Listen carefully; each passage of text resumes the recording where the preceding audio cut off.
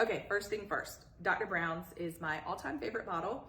It is the bottle that I used for all 4 of my kids. My oldest is about to turn 12 and my youngest is 1. So this has been my bottle of choice for the last decade, but not just me personally. With my children, I have seen it be very, very helpful for all the babies that I have worked with over my whole career. So this is not a paid promotion. I am just really showing you why this bottle works. So let's talk about the bad things about the bottle first. First thing, I would agree there's a lot of parts, and I know that sometimes that can be really frustrating for parents, but I promise you the extra parts make a difference. So with this bottle, you have the actual bottle. This is the venting system, and then obviously the cap, and then the nipple and the collar that goes on the nipple. When you are washing this bottle, you do have to take apart all of these parts. So the nipple has to come out, this white piece comes out, the blue piece comes apart, everything has to be washed. But it is well worth it. One thing I want to point out on this, see that little hole? Milk does not actually ever go through that hole. That is the venting system. So when you have milk in this bottle, that is what vents the air out. Proper techniques for this bottle. One thing that is kind of annoying, Dr. Brown's, I'm looking at you for this. This says that this is a 4-ounce bottle, okay? If you put 4 ounces in this bottle and you pace bottle feed, I have another video here on pace bottle feed that I recommend you checking out. But if you actually pace bottle feed, and that is when we are holding the bottle in a position to make the baby draw the milk out, it's gonna leak, which is so annoying. This should really be a 3-ounce bottle if it's gonna leak when you have 4 ounces in it. So if your bottle is leaking, you know, look at how much you're putting in it. They make, I think, I'm not sure all the ounces they make. I know they do 4 ounce and 8 ounce. I think their glass bottles might come in a different ounce container, but basically if this is a 4-ounce bottle, it's really a 3-ounce bottle. So just keep that in mind. Another tip, if your bottle is leaking, you're supposed to close it just until it feels tight. You don't want to like really screw it down or really tighten it. If it's too tight, it's gonna leak. So just 2 kind of hacks for Dr. Brown's bottles that you may or may not know that are really, really important. Okay, so you've got your milk in your bottle, you've got your bottle put together, you've got the nipple on. Let's pause for a second and talk about the nipple. So the nipple, there are many different flow rates for a baby that is a newborn. Even if they are not born preterm, a newborn baby is more than likely going to use a Preemie Flow nipple on a Dr. Brown's bottle in that first month of life. So their bottles, they sell the Preemie Flow with AccuFeeders, which only goes to like 60 milliliters or 2 ounces. But again, if you put 2 ounces in those, it may leak. So really, you're just gonna buy a pack of Preemie Flow nipples and then switch them out. So standard nipple that comes with Dr. Brown's bottle is a level 1, and that is on the 4 ounce or the 8 ounce bottle.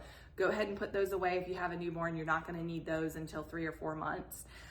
You're gonna start with the Preemie Flow nipple, and then depending on your flow, if you're breastfeeding, it kind of depends on how fast your milk flows out. If you're bottle feeding, it just depends on how organized and coordinated your baby is with the bottle. But that transition nipple, which is a T transition, that one typically comes into play somewhere between 6 to 12 weeks. I would recommend moving to that level T nipple, and then your baby is fine to stay on that nipple until they're showing you signs that they are ready for the level 1. So signs that a flow rate is too fast is getting choked on the milk flow, if your baby is spilling, if they are uncoordinated, those are all signs that it's too fast. Signs that it's too slow is a baby that's older. They used to be really efficient with their bottle. Now they're taking a couple ounces and then they're like, I'm done.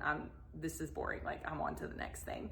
So I see that sometimes happen with older babies around 7 to 8 months. Maybe they've been on a level 1 and now they are just like, this is taking way too long. You might have to go up to a level 2. But really, I haven't known any babies personally that have advanced past a level 2 nipple really throughout their whole feeding journey. So I would really caution you, if you feel like you need faster than a level 1 and your baby's less than 3 to 4 months old, or you need faster than a level 2 and your baby is over 6 months old, then I would work with a feeding specialist near you because there could be something else going on.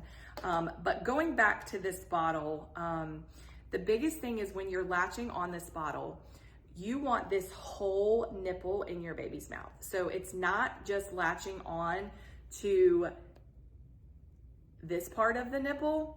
We want the whole nipple in their mouth. So just keep that in mind. When your baby is sucking on this bottle, this whole nipple is in their mouth. You want to think about their lips touching the collar of this white part of the bottle, okay?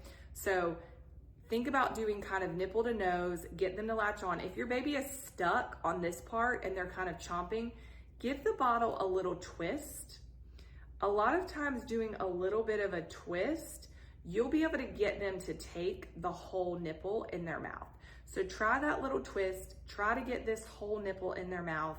And that, along with paced bottle feeding, using a sideline position if your baby is in those first 6 weeks, an elevated sideline position is helpful. I'll do some more videos on that information, but the biggest thing I want you to take away from this video is the latch on this bottle is super important. So whole nipple in their mouth, lips on the collar.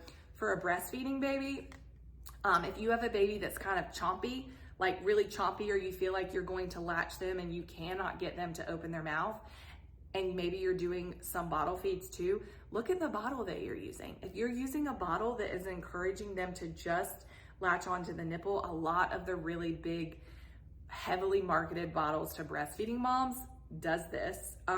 This specific bottle, there's no way your baby can latch onto the whole nipple because it is so wide and round.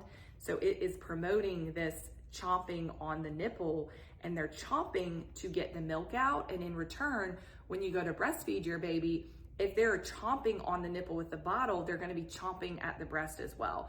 So really, if I have a baby that kind of has a really, really tight mouth, a tight jaw, there's lots of other things that I'm going to recommend for that baby. But I'm also going to make sure that if we're doing bottle feeds, that we're using a bottle. Dr. Brown's going to be my recommendation, where we're promoting that big, wide latch. So if you think about this being the corner of your baby's mouth, we want a big, wide latch so that they can have that whole nipple in their mouth, and that's going to promote them using their tongue in the correct way instead of chomping and using their cheeks and their lips for sucking.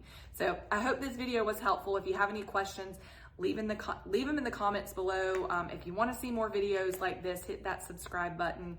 But I hope that this was helpful.